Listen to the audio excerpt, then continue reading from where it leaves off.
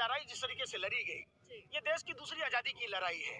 आजादी की लड़ाई को एक दिन दो दिन में नहीं मिलता है। जो आदमी कहता था मैं माँ गंगा का लाल हूँ, देश ने देखा है वो अंबानी अडानी का दलाल निकला। किस तरीके से एमटीएनएल बीएसएनएल जैसी कंपनी को डुबाने के चक्कर में नरेंद्र मोदी जी, रामू काका ब्रांड एम्बेसडर, सेल्समैन, सप्लायर थे, और क्या हुआ, एमटीएनएल बीएसएनएल डूब गई। रिलायंस पेट्रोलियम के चक्कर में भारत पेट्रोलियम को डुबा दिया गया। जब मुकेश अंबानी हैम्बलीज कंपनी खरीदता है तो प्रधानमंत्री जी कहते हैं जली को आग कहते हैं, बुझी को राख कहते हैं। जिस बकवास को सुनकर देश की जनता का हाल बेहाल हो जाए उसे मोदी जी की मन की बात कहते हैं। मन की बात मेहरारू से किया जाता है, मेहरारू तो है नहीं।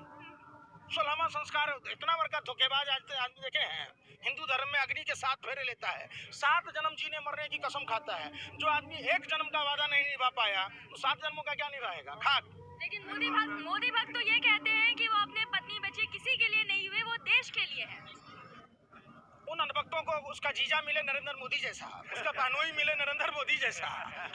अर्ज किया है तबाह होकर भी तबाही नहीं दिखती है तो अंधभक्ति है साहब, इसकी कोई दवाई नहीं बिकती। जो लोग गोबर खा रहे हैं, लैट्रिन खाने वाले आदमी कहाँ दिमाग आएगा, दिमाग में भुस्सा भरा हुआ है। जो लोग रोटी खाते हैं वो लोग सड़कों पर हैं, जो गोबर खाते हैं घरों में दुबके पड़े हैं, सीधी सी बात है। लेकिन बीजेपी सरकार तो ये कह रही है कि ये किसानों का बिल बहुत बढ़िया है, किसान इसको नहीं समझ पा रहे हैं। यशोदाबेन जी जब नहीं समझी तो देश का किसान कैसे समझेगा मैडम, आप तो समझ सकते हैं। एक महिला के लिए उसका पति सब कुछ होता है, तो जब मोदी जी अपनी पत्नी को नहीं संभाल पाए तो देश क्या संभाल पाएंगे, खाक। Very good. जहां अंडरस्टैंडिंग बात होती है, जब आप पत्नी से संवाद सही नहीं कर पाए तो फिर देश की जनता से क्या आप चाहें। फिर बात, आप पत्रकार हैं, आप मन की बात आप अपनी बताइए कि नरेंद्र मोदी जैसा पति आपको मिले, आपको अच्छा लगेगा, नहीं लगेगा। जाहिर सी बात है देश को ऐसा प्रधानमंत्री नहीं चाहिए, देश की जनता ने तय किया है, साफ सुथरी बात है। घुमा फिरा के जिलेबी मत बनाइए। अब हवा क्या है, प्रधानमंत्री नरेंद्र मोदी जो है मदारी है, वो सांप को रस्सी बनाते हैं, कभी राख का मंजर बेचते हैं, कभी डुम।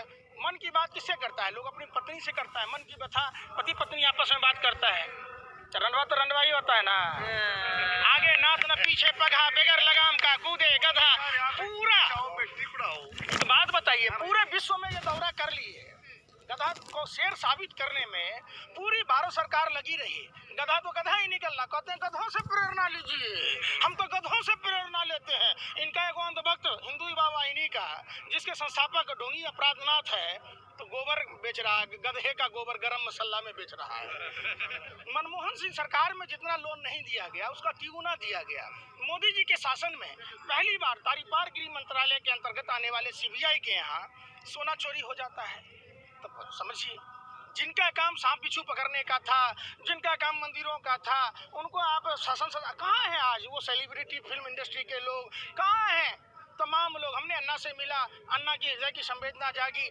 हमारा अगला स्टेप होगा फिल्म इंडस्ट्री के लोगों को, क्रिकेटरों को, न्यायाधीशों को, और भी जो सेलिब्रिटी हैं जो अपने आप को कहते हैं, तो उन लोगों से मुलाकात कर किसान आंदोलन के पक्ष में अपनी संवेदना के आधार पर आप राय दीजिए। भाजपा सरकार के मंत्री विधायक लगातार अनर्गल बयान दे रहे हैं। देश ने देखा है, गाय को भैंस को अगर चारा खिलाइएगा रूखा सूखा तो दूध देता है अमृत जैसा। ये भाजपा का नेता कल भी देश का गद्दार था, टुकड़े टुकड़े गैंग का लोग था, सांप को दूध पिलाया अमृत जैसा, फिर भी सांप जहरे उगल रहा है। रमेश बिधुरू का देखिए, 2 कौड़ी का लुच्चा लफंगा सांसद कहता है ये भरवे कनाडा से आता है। तो स्वामी विवेकानंद इंटरनेशनल फाउंडेशन, जिसके अजीत डोभाल फाउंडर मेंबर हैं, उसमें चाइना की 9 संस्थाओं ने चंदा दिया। तो खाता बही दिखाइएगा, खाता ना बही अजय कही से सही, मुख्य कानून छ कैसे होगा भैया मुख्य कानून? सवाल उठता है। देखिए कौन लोग हैं, वही अजीत डोभाल जी कंधार हाईजैक के बाद मसूद अजहर को छोड़ के आए। मसूद अजहर बार बार हिंदुस्तान में करता है। आप पठानकोट में आईएसआई का एजेंट का देखे थे कि आईएसआई वालों ने आके जांच की। कौन आदमी बिरयानी खाने जाता है, कौन पाकिस्तान डे पर बधाई देता है? माने देश के किसानों के लिए संभव नहीं है। विराट कोहली के कुत्ते का अफसोस होता है, पाकिस्तान डे पर बधाई देते हैं, साल ओढ़ते हैं, बिरयानी खाते हैं, बाप रे बाप, मशरूम की सब्जी खाने से मन उब गया, पाकिस्तान चले जाते हैं, जिन्ना के मजार पर चादर बनाने चले जाते हैं। और देश के किसान से कोई मतलब नहीं। क्या है राजनाथ सिंह, क्षत्रिय धर्म का निर्वाह करें, जो कहते थे पहले विपक्ष में जतम चंद कदमों की दूरी पर है। एक बात बताइए, सैटेलाइट ये बता देता है कि पराली जलता है तो दिल्ली में प्रदूषण, सैटेलाइट नहीं बताता है। कि गलवान में चाइना कैसे आ गया, सैटेलाइट नहीं बताता है कि पुलवामा में आरडीएक्स जेलेटिन कैसे आया। जब सीआरपीएफ ने चिट्ठी लिखा था, हमारे ही घर के बच्चे, हमारे ही घर के भाई, चाचा, मामा, रिश्तेदार सरहदों की रक्षा करते हैं, तो हम आतंकवादी कैसे हो सकते हैं? आतंकवादी वो लोग हैं, बम फोड़ना ही आतंकवाद नहीं है। जाति, धर्म, भाषा और प्रांत के नाम पर लड़ाना, समाज को आपस में नफरत की आग में झोंकना सबसे बड़ा आतंकवाद है। ये वही लोग हैं जो अंग्रेजों की दलाली और मुखबरी करते थे। सावरकर का गोरे अंग्रेज का जीजा और फूफा लगता था, जो 60 रुपया महीना पेंशन खाता था। क्यों खाता था? भगत सिंह के खिलाफ केस लड़ने वाला सूर्य नारायण कौन था? भगत सिंह के खिलाफ गवाही देने वाला सर सादीलाल कौन था, जिसका अभी भी मेवाना में चीनी मिल है? तो सब देश ने देखा है। जब देश आजादी की लड़ाई लड़ रहा था, ये लोग महारानी विक्टोरिया को सलामी ठोक रहे थे, चिट्ठी लिख रहे थे। 1941 में श्यामा प्रसाद मुखर्जी बंगाल प्रांत में सरकार बनाए, तो वहाँ धर्म के आधार पर विभाजन की बात की। 1942 में भारत छोड़ो आंदोलन कुचलने की बात की। 1943 में गुलाम हुसैन उद्दौला खान जिन्ना के साथ सरकार बनाई, अखंड भारत को खंड खंड किया। ये लोग टुकड़े टुकड़े गैंग के लोग हैं, ये देशद्रोही लोग हैं। ये गोरे अंग्रेजों की जो दलाल और मुखबिरों की टोली आज भी देश के लिए खतरा है। सरदार पटेल गुजरात से ही आते हैं, राष्ट्रपिता महात्मा गांधी जी गुजरात से आते हैं। उस गुजरात को ही नहीं अपमान किया, पूरे देश को, जो देश विश्व में विश्व वसुधैव कुटुंबकम के नाम से जाना जाता था। अतिथि देवो भव का भारत, विविधताओं में एकता का जो परिचायक देश था। भारत में सभी धर्म, सभी जाति, सभी अलग अलग वेशभूषा के लोग रहते। उसमें नरेंद्र मोदी जैसा पनौती प्रधानमंत्री, आधुनिक भारत का जयचंद प्रधानमंत्री, आधुनिक भारत का भस्मासुर प्रधानमंत्री, जो अपने ही मुल्क को बर्बाद कर रहा है, देश की जनता ने देखा है। ठीक है, बीजेपी के एक नेता है, उनका ये कहना है कि यहाँ पर किसान आंदोलन की आड़ में खालिस्तान की मांग की जा रही है, क्या कहिएगा इसके? ये लोग भगवा वस्त्र पहनकर जिस तरीके से कालनेमी राक्षस ने संजीवनी बोटी लाने से रोका कि रामचंद्र जी के भाई लक्ष्मण जी मूर्छित थे, ये लोग भगवा वस्त्र पहनकर भगवान रामू में राम बगल में छुरी, राम नाम रटना, पराया माल रप अपना है। क्या करिए पैसा, उतना जो पैसा उसने राम मंदिर के नाम पर सो चट कर गए, देश की तमाम संपत्ति बेचा, 268 टन सोना गिरवी रखा।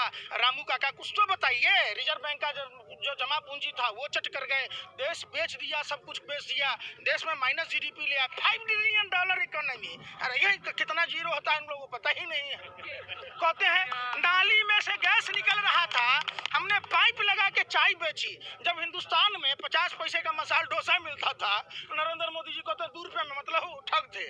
प्रधानमंत्री को है कि हम चौकीदार बनने के लिए वोट मांग रहे हैं, मतलब मालिक अंबानी अडानी पौने 2 आंख वाला बाबा रामदेव है, ये चौकीदार सही में है।